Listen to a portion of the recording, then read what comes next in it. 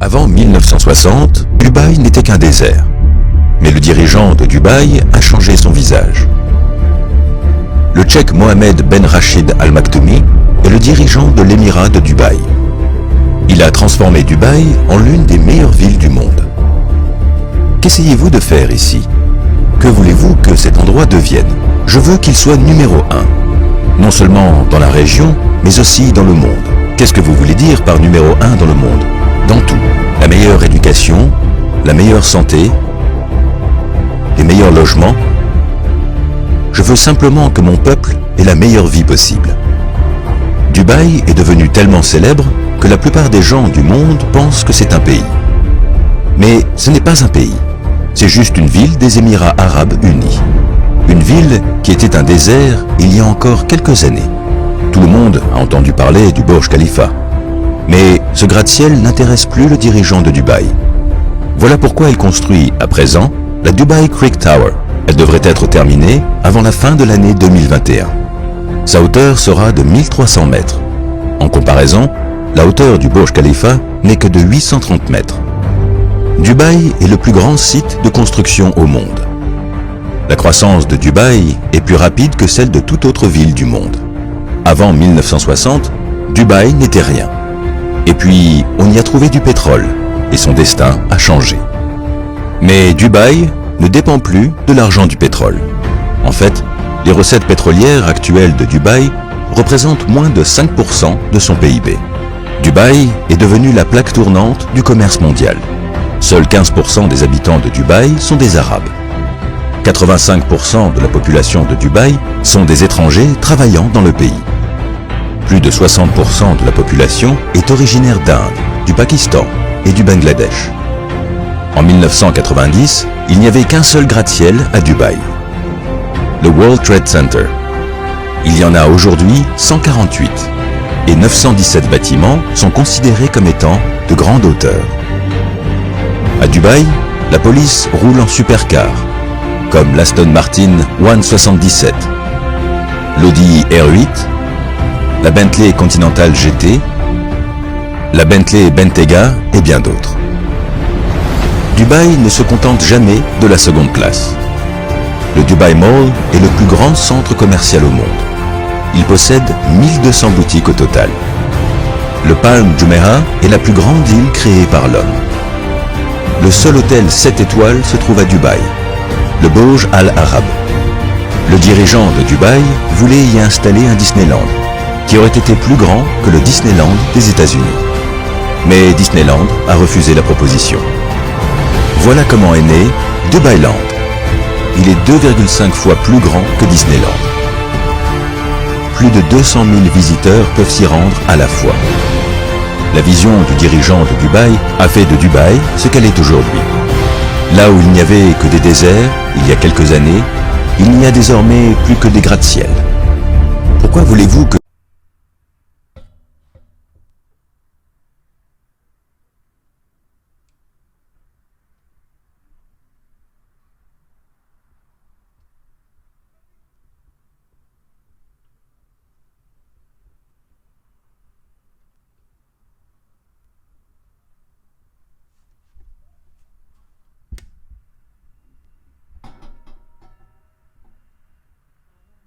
Mais le niveau de peur et d'incertitude que nous vivons actuellement est sans précédent. Je le vois à travers le visage des gens. Je l'entends dans leur voix et, maintenant que nous sommes tous chez nous sans pouvoir interagir avec les autres, comme je peux le deviner sur les réseaux sociaux, nous avons peur. Peur d'être blessés, peur de l'économie, peur de ne pas contrôler la situation et maintenant, on en est réduit à avoir peur les uns des autres. Ne vous méprenez pas, la peur est un instinct naturel. C'est notre vieux cerveau, résultat de 2 millions d'années d'évolution, qui nous protège à l'instant T pour nous permettre de survivre. Il est à l'affût de ce qui ne va pas, de façon à vous permettre de vous battre, vous enfuir ou rester figé face au danger. Mais si vous faites une de ces 3 choses à chaque fois que vous avez peur ou souffrez, vous allez constamment vous battre, fuir ou vous arrêter et mettre votre vie en pause. Et ce n'est absolument pas une manière de vivre. Écoutez, chaque jour nous prenons la route avec rien de plus qu'une ligne blanche qui nous sépare des voitures en face lancées à toute allure. Vous savez que chaque jour des gens franchissent cette ligne. Nous le savons tous. Cela tue des personnes innocentes qui pourraient être vous ou vos proches. Vous savez également que beaucoup de ces conducteurs sont alcoolisés, utilisent leur téléphone ou s'endorment au volant. Voilà les faits. Cela arrive chaque jour. Dans le monde, chaque année, plus d'1,4 million de personnes vont mourir dans un accident de voiture, soit plus de 3200 par jour. Malgré cela, nous continuons chaque jour à prendre nos voitures. Pourquoi ? Parce qu'il existe un mot 100 fois plus puissant que la peur. La foi. La foi ne s'apprend pas, c'est quelque chose d'inné en nous. Nous sommes nés avec la foi. La foi est ce qui nous permet de traverser des périodes d'angoisse, d'incertitude et de peur. Elle est plus puissante que toutes les émotions, même la peur. Quand tout va mal, la foi nous donne la capacité de nous recentrer, de nous aider nous-mêmes et les autres, à trouver des réponses, à trouver une meilleure manière de penser à notre douleur en dépit de nos peurs. Et si vous êtes un leader, vous prenez cette certitude et la transférez aux autres. Car la conviction humaine a un effet viral et se propage. Ainsi vous apportez une inébranlable certitude dans cet environnement chaotique au travers du pouvoir de votre foi. La foi, c'est de savoir qu'au fond de nous, nous sommes plus que tout ce que nous allons affronter et que nous pouvons surmonter ce que la vie nous réserve. Nous l'avons toujours eu et nous l'aurons toujours. C'est le pouvoir de l'espèce humaine. L'homme se différencie des autres espèces par sa capacité à maîtriser son comportement, à nous entraîner pour être fort émotionnellement, à créer cette force interne que l'on appelle la résilience. Un échec ne veut pas dire qu'on arrête d'essayer. Les animaux ne savent pas faire cela. Toute personne qui a essayé ne serait-ce que de dresser un chien le sait très bien. Ils essuient un, peut-être deux échecs et ils apprennent la leçon. Ils ne seront plus tentés d'essayer à nouveau. Nous sommes le contraire. Nous sommes d'éternels optimistes. Nous échouons et réessayons à nouveau, encore et encore. Il suffit de regarder quelques-unes des entreprises les plus florissantes dans le monde aujourd'hui. La plupart de leurs fondateurs et leaders ont connu de cuisants échecs. Des fois à maintes reprises avant de réussir. Pensez maintenant aux plus heureux, aux plus fusionnels des couples que vous connaissez. Il y a de fortes chances que chacun d'entre eux ont échoué dans une relation antérieure. Mais ont-ils abandonné ? Non. Ils ont appris, ils se sont adaptés, ils ont grandi et ils ont recommencé. Notre don en tant qu'être humain réside dans le fait que nous sommes une espèce résiliente, adaptable par nature. Ça ne sera sûrement pas la seule crise que ce monde va traverser et ça ne sera certainement pas la dernière que toutes les personnes que nous connaissons vont vivre. Les gens ne sont pas façonnés par les temps faciles quand tout va bien. La vie des gens est façonnée par les moments les plus sombres, les plus difficiles qu'ils ont à traverser. Nous avons des ressources illimitées en nous-mêmes. Et peu importe ce qui m'arrive dans la vie, ce que je suis est plus grand que tout ce qui pourrait m'arriver à moi ou mes proches. Aucun problème n'est permanent et rien de ce qui m'arrive n'est omniprésent. La vie est à la fois souffrance et plaisir, opportunité et challenge, naître et mourir. Il y a une période et un temps pour tout. Ce n'est pas à nous de décider quelle est la meilleure ou dans quelle période nous devrions être. Notre tâche à nous, c'est d'embrasser, de nous accaparer ce temps qui nous a été donné. En ce moment quelque peu inhospitalier, ça ressemble beaucoup à l'hiver, n'est-ce pas ? Chacun est isolé dans sa maison, a essayé en quelque sorte de se protéger du froid, en restant au chaud. Et pour beaucoup de personnes, c'est la saison de l'ennui. Les écoles et les restaurants sont fermés. Les événements sont suspendus. Les employés de bureau travaillent depuis la maison et pour ceux qui sont à l'extérieur, comme le personnel de santé et les autres. Il y a comme un sentiment d'inquiétude, d'une dangereuse exposition au danger. Mais comme l'a dit le philosophe Albert Camus, prix Nobel de littérature, au milieu de l'hiver, j'apprenais enfin qu'il y avait en moi un invincible été. L'hiver ne dure pas éternellement, le printemps finit toujours par suivre. Nous reviendrons à la vie normale comme nous le faisons toujours, comme nous l'avons toujours fait pendant des siècles. Alors qu'allez-vous faire durant cet hiver ? Allez-vous rester figé dans votre ennui ? Ou peut-être rejoindre ces gens effrayés, ceux qui exagèrent et amplifient le danger au point qu'il n'en résulte qu'un scénario apocalyptique ? Allez-vous créer des émotions qui vous enlèvent tout pouvoir et vous effondrer vous et vos proches ? Ou au contraire, allez-vous discipliner votre peur, vous tenir droit, la tête haute, monter la garde devant la porte de votre esprit pour vous tenir prêt face aux défis qui nous font face et adopter les croyances qui vous donnent du pouvoir ? Peu importe ce qui se passe, il réside en chacun de vous une partie qui est forte. Faites appel à cette partie de vous qui a faim, cette partie de vous qui est courageuse face à cette peur innommable, celle qui ne se cache pas derrière des excuses, des mesquineries ou des mensonges. Faites appel à cette partie-là. Appelez cette partie de vous pour franchir ce pas et devenir ce pourquoi vous avez été fait. Je dis toujours, ce que vous faites en privé vous sera rendu en public. Aujourd'hui, c'est ce temps-là, ce temps que vous allez passer à vous entraîner, à pratiquer en privé pour vous préparer à ce qui vous attend par la suite. Si votre santé n'est pas aussi bonne que vous l'aimeriez, concentrez-vous dessus, profitez-en pour l'améliorer. Si vos relations sont devenues stagnantes ou distantes, utilisez ce temps pour renouer des liens avec les personnes que vous aimez. Chef d'entreprise, vous qui manquez toujours de temps, asseyez-vous et prenez le temps pour travailler sur vos business et non dans vos business.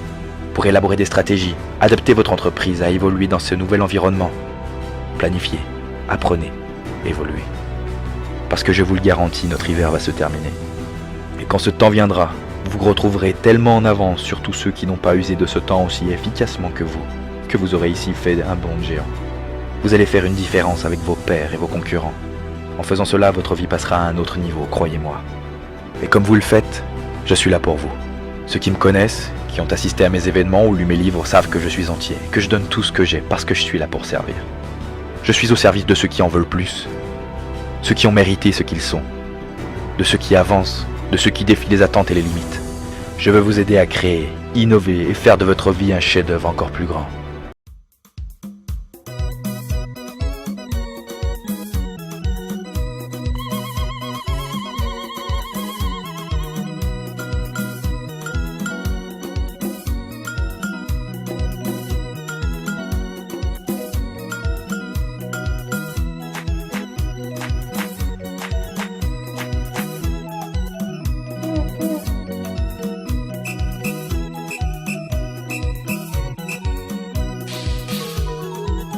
Baba nashukuru kwa chakula chako, Baba nashukuru kwa kinywaji chako. Oh, niseme nini ila kushukuru? Oh, niseme nini ila kushukuru?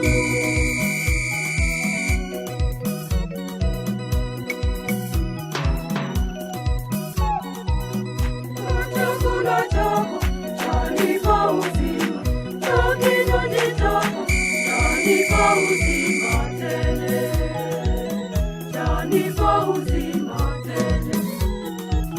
Baba nashukuru kwa chakula chako, Baba nashukuru kwa kinywaji chako. Oh, niseme nini ila kushukuru? Oh, niseme nini ila kushukuru?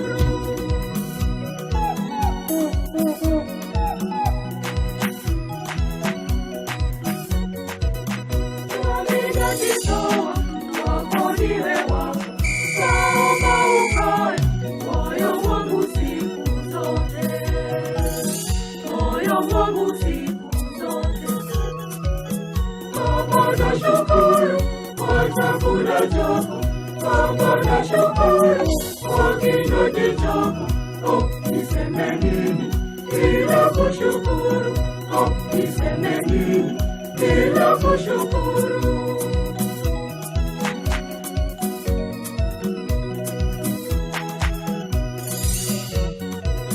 Niongoze vyema njiani nyembamba, vishawishi vyote nipite na wewe Baba, nipite na wewe Baba.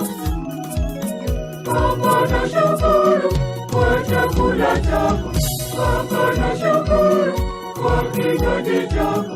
Oh, niseme nini ila kushukuru? Oh, niseme nini ila kushukuru?